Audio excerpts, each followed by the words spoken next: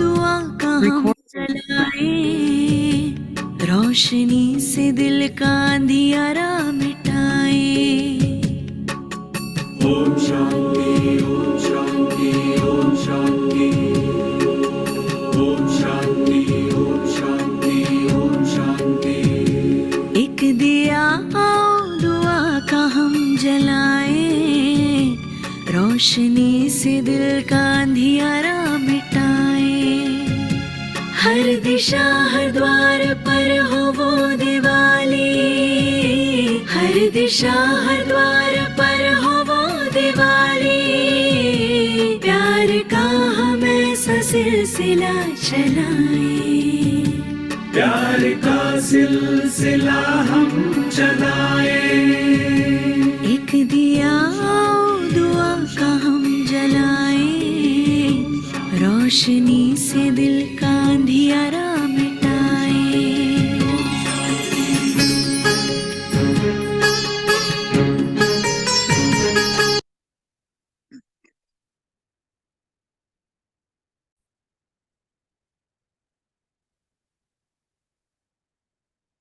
ओम शांति। महाज्योति स्वयं दीपराज प्यारे बाबा के हम सभी दीपरानियां व चैतन्य दीपक प्यारे बाबा से हम सभी दीपावली की बधाइयों के साथ साथ अन्य कई सारे गहरे राज और बाबा किस तरह से हमारी जिम्मेवारी उठाने के लिए तैयार है वो गारंटी हम सभी सुन रहे हैं।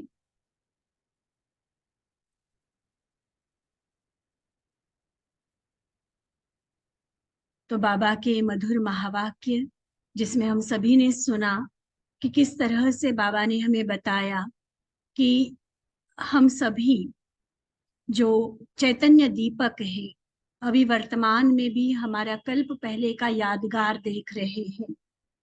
संसार में जड़ दीपक जलाए जा रहे हैं, जड़ चित्रों का आवाहन हो रहा है और यहाँ हम सभी चैतन्य आत्माएं बाबा के चैतन्य दीपक स्वयं सारे संसार को रोशन करने वाले बने हैं।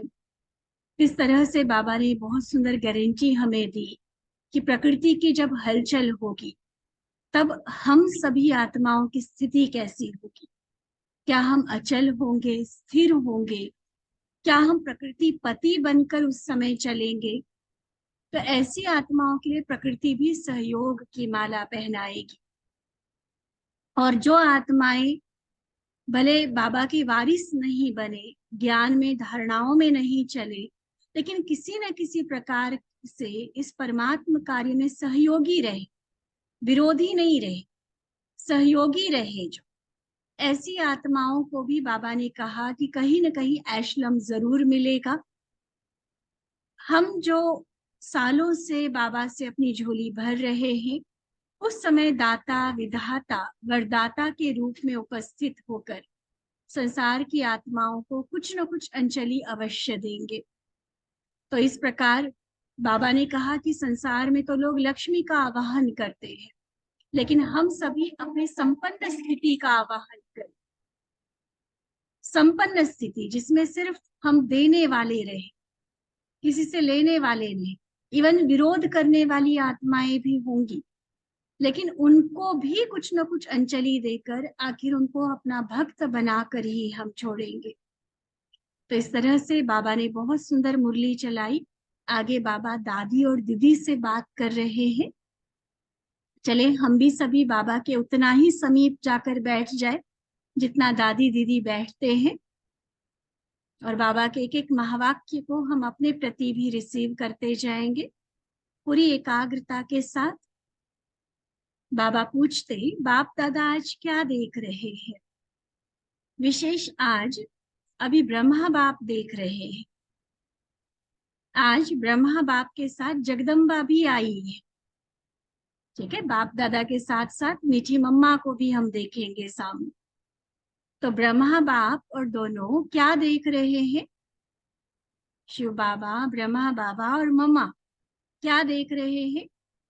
क्योंकि आज के दिन माँ को भी याद करते हैं ना, माँ लक्ष्मी का आवाहन होता है।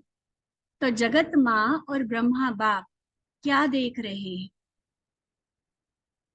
आज विशेष रूप में जगदम्बा व चैतन्य होवनहार लक्ष्मी अपने विशेष सहयोगी हम शरीक साथियों से मिलने के लिए आई है। बचपन की सखी याद है ना, सभी जानते ना, बड़ी दादी प्रकाशमणि दादी जी और मम्मा ये क्लासमेट्स थी। तो उस हिसाब से भी बाबा पूछ रहे कि बचपन की सखी याद है ना, याद है ना बचपन। तो आज सखियों को बाप दादा के सदा सहयोग में जी हाजिर जी हजूर का प्रैक्टिकल पाठ कर्तव्य में देख खुश हो रही है। मम्मा क्या देख रही है कि मेरी सखियां भी बाबा के कार्य में हाजी का पाठ जी हजूर जी हाजिर का पाठ पक्का करते हुए सेवाओं में उपस्थित है, इतना महान कर्तव्य करने में तत्पर है। तो ये देख मम्मा को भी हर्ष हो रहा है। आज माँ बाप अपने राजवंश को देख रहे हैं। चलो सखी के हिसाब से तो संगम युग का रिलेशन हो गया। अब बाबा देखो भविष्य के आधार पर हमें देख रहे हैं। अपना राजवंश, राज दरबार सामने आ रही है। कितनी सजी सजाई दरबार है। अष्ट देवता अपने अपने सिंहासन पर विराजमान है। देखते जाओ बाबा जो जो बात कह रहे हैं ना, हमारी नजरों के सामने वो दृश्य आता जाए। श्री लक्ष्मी श्री नारायण और सामने अपने अपने सिंहासन पर विराजमान पूरी राज दरबार देखना, और ये देखना कि आप कहाँ बैठे हैं। जितना सेवा की सीट में नजदीक हो उतना ही राज सिंहासन में भी नजदीक होगे। अब ये देखना, वैसे सीट लेने के लिए तो हर कोई तैयार हो जाएगा, लेकिन सीट लेने की कंडीशन बाबा ने बताई कि जितना सेवा की सीट में आगे होंगे उतना राज्य दरबार में भी सीट समीप होगी। यहाँ है तपस्या और सेवा का आसन, और वहां राज्य भाग्य का सिंहासन। तो जो सदा तपस्या और सेवा के आसन पर है वह सदा सिंहासनधारी है।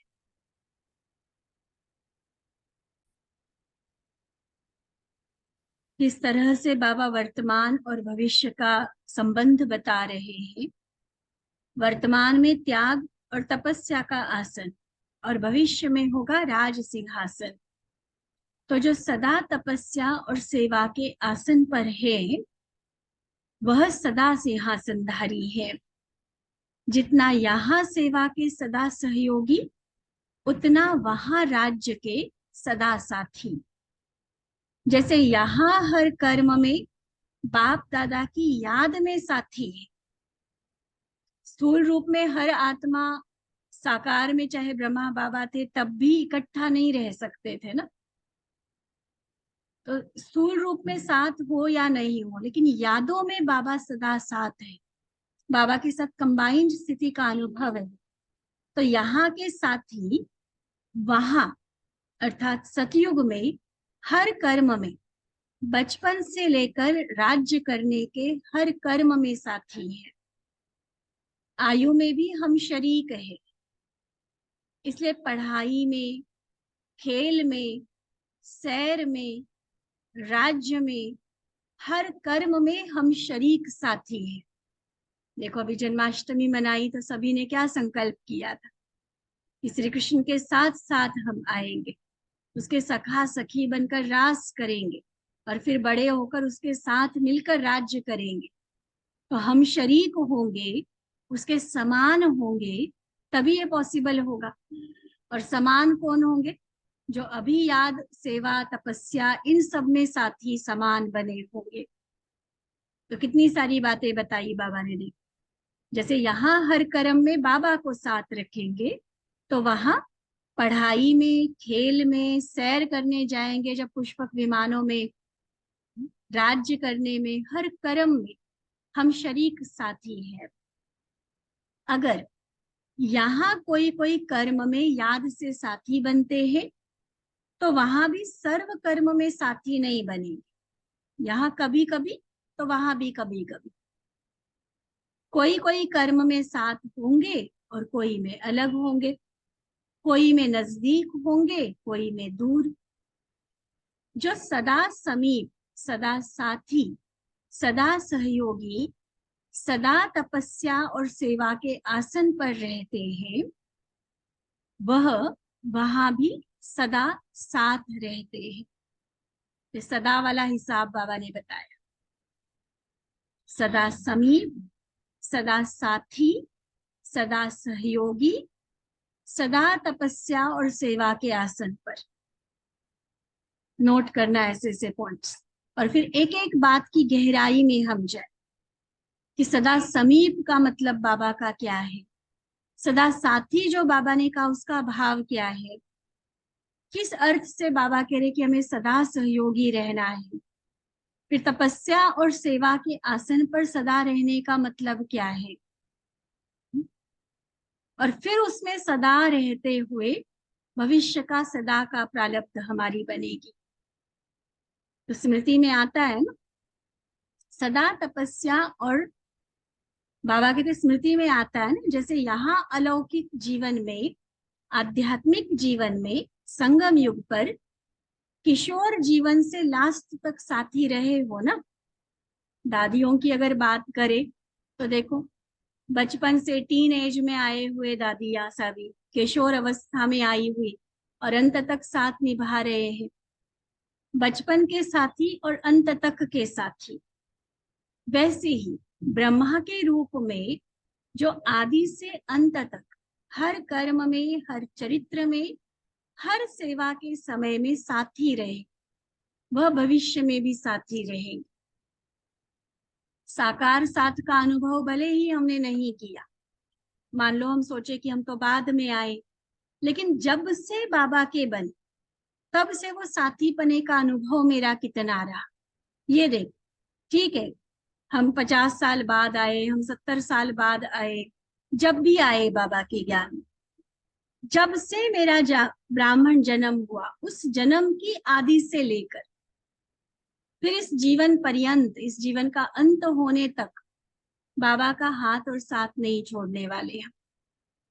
है वायदा ऐसा।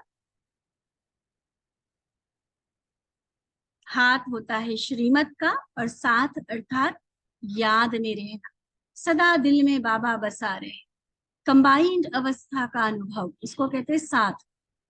तो ये हाथ और साथ सदा बना रहे, ये पक्का बाबा से वायदा करें और वो निभा के दिखाए। तो ऐसे सदा साथी, सदा समीप जो रहने वाले हैं, वो सदा के राज्य भाग्य में भी साथी बनेंगे। अच्छा, फिर बाबा कहते, सेवाधारियों से बात कर रहे बाबा कि सच्चे सेवाधारी कहो व रूहानी सेवाधारी कहो। रूहानी सेवाधारी अर्थात सच्चे सेवाधारी। तो रूहानी सेवाधारियों की विशेषता क्या है? तो किसी ने बोला एवर रेडी है। बाबा कहते एवर रेडी स्थूल सेवा में तो है, लेकिन स्थूल सेवा में तो है क्योंकि सेवा के जो भिन्न भिन्न साधन है उसमें जहां बुलावा होता है वहां पहुंचने वाले हैं।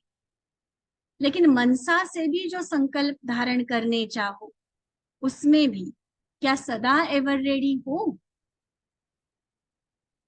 स्थूल रूप की सेवा करना, उसमें एवर रेडी रहना, ये भी हर कोई नहीं कर सकता है। तो उन सेवाओं में एवर रेडी रहना इसके अपने नंबर है, वो मार्क्स तो जमा है ही है जो भी बाबा की सेवाओं में हाजिर होंगे।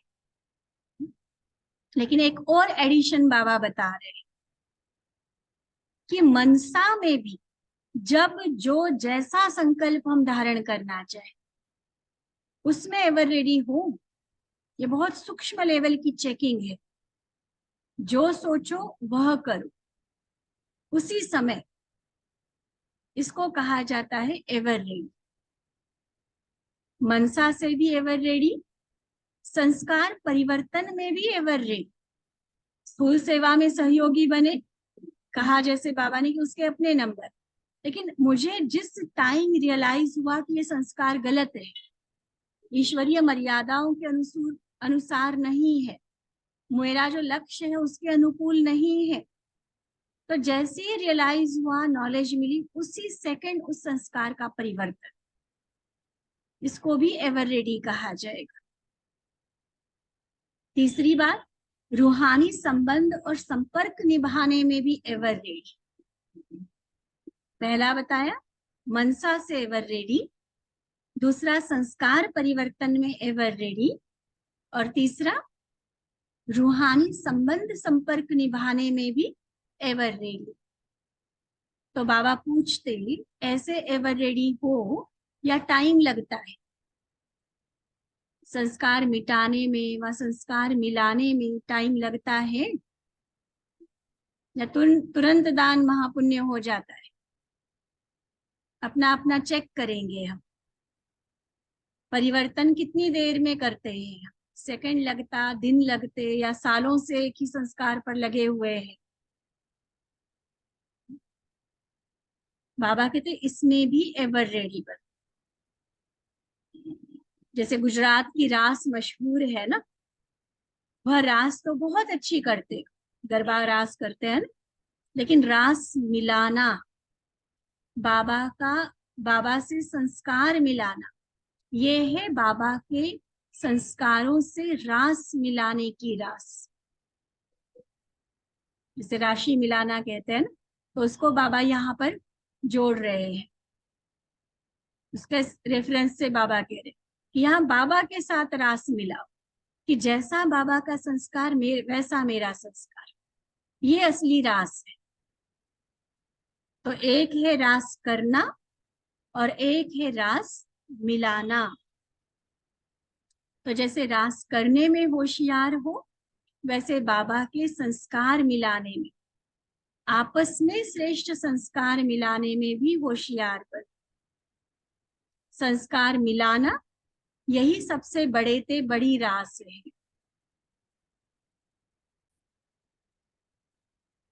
कितना सुंदर तरीके से बाबा बता रहे हैं, रास मिलाना, रास करना, दोनों में होशियार बन, क्योंकि बड़ी रास ही ये है, बाबा से संस्कार मिलाना और आपस में श्रेष्ठ संस्कारों का मेलजोल करना, मिलाना संस्कार।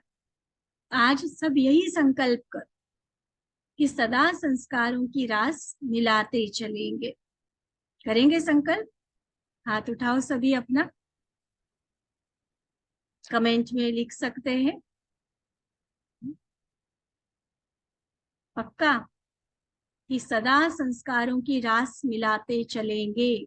विभिन्न संस्कार वाली आत्माएं हों, हर एक का मत अलग हो सकता है, पसंद नापसंद अलग हो सकती है, लेकिन वहां किस तरह से हम एक दूसरे के साथ मिलजुल कर चलते हैं, वो आपस में तालमेल बिठा के चलते हैं, ये देखने की बात होती है। इसलिए सदा यही संकल्प करो कि रास मिलाते चलेंगे। बाबा कहते आज के दिन लक्ष्मी के साथ आपका भी पूजन होता है, माँ के साथ बच्चों का भी होता है ना। किस रूप में होता है? लक्ष्मी के साथ गणेश की भी पूजा होती है।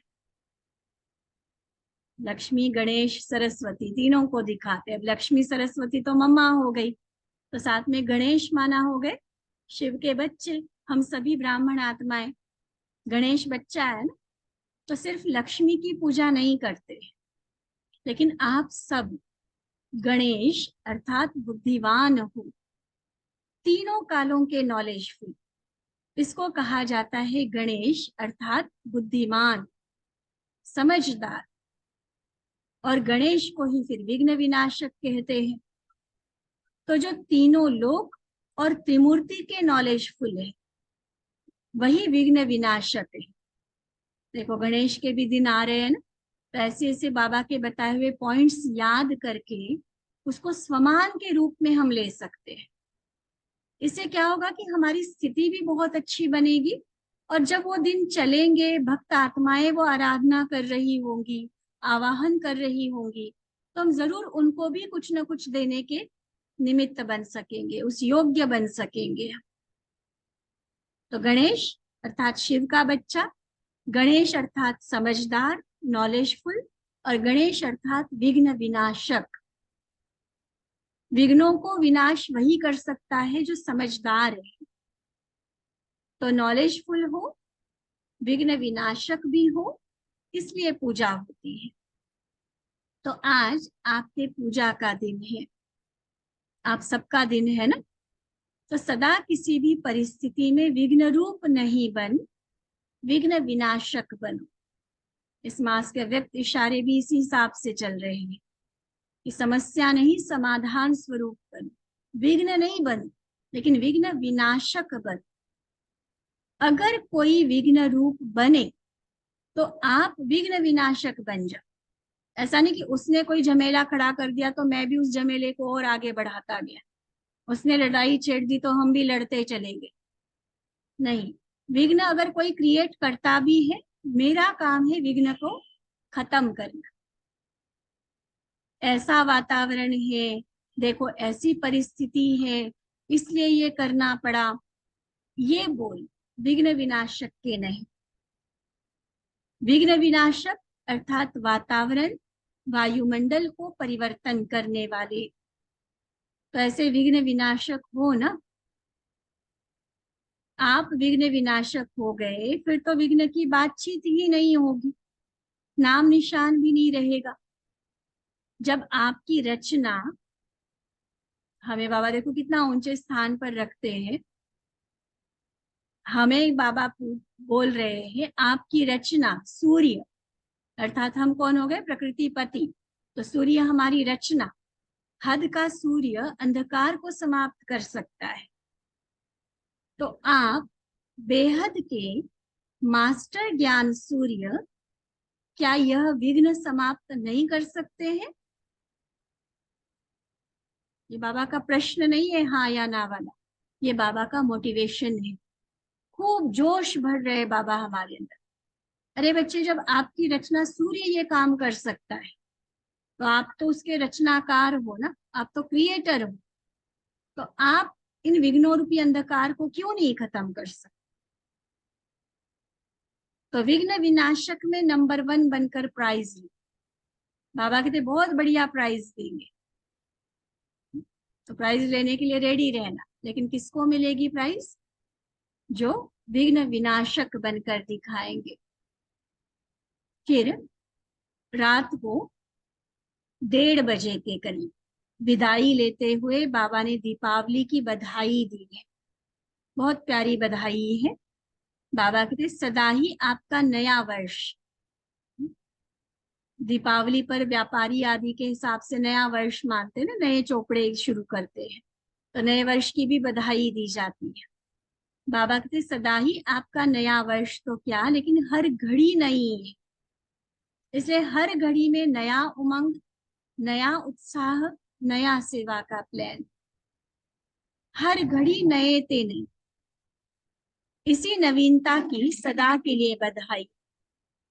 लोगों के लिए सिर्फ नया वर्ष है और आप लोगों के लिए नवयुग है। हम सिर्फ नए वर्ष की बधाई नहीं देते, हम नवयुग की भी बधाई देते हैं। और नवयुग में हर घड़ी उत्साह होने के कारण उत्सव है, हर घड़ी दिवाली है।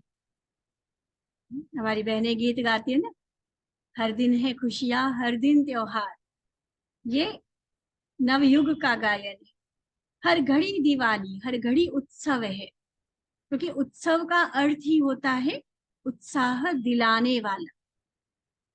तो हर घड़ी हर सेकंड उत्साह दिलाने वाला। कैलेंडर के हिसाब से हमें उस दिन का इंतजार करने की जरूरत नहीं है त्योहार मनाने के लिए। हर घड़ी त्योहार बन जाए, जीवन हमारा उत्सव बन जाए। कितनी सुंदर बात बाबा कह रहा है। दुनिया का बड़े से बड़ा मोटिवेशनल स्पीकर भी ये बात नहीं कह सकता। हाँ, बाबा की मुरलियों से कॉपी करके बताए तो अलग बात है। हर घड़ी उत्सव बन जाए, जीवन हमारा उत्सव बन जाए, इसलिए वह वर्ष वर्ष उत्सव मनाते हैं और आप हर घड़ी उत्सव मनाते हो। ये ब्राह्मण जीवन ही आपका उत्सव है, जिसमें सदा हर घड़ी खुशी में झूलते रहो। ऐसे नया दिन को हो, नया वर्ष को हो, नया सेकंड को हो, संकल्प को हो, हर नए रूप की बधाई। अपने अपने स्थान पर बैठ के ताली बजाओ, बधाई दे रहा है खुद भगवान। दिवाली की नहीं, हर घड़ी नए होने की, हर नए रूप की बधाई बाबा ने, नवयुग की बधाई। तो दिवाली भी मनाई, नया वर्ष भी मनाया, दोनों का संगम हो गया। तो आप सब लकी है ना, संगम युग में भी संगम मनाया। अच्छा, अविनाशी बधाई बधाई। मीठे मीठे सिकिलधे बच्चों प्रति माता पिता बाप दादा का याद प्यार और नमस्ते। हम रूहानी बच्चों की रूहानी बाप दादा को दिल व जान सिक व प्रेम से नमस्ते नमस्ते नमस्ते जी। अच्छा, ओम शांति।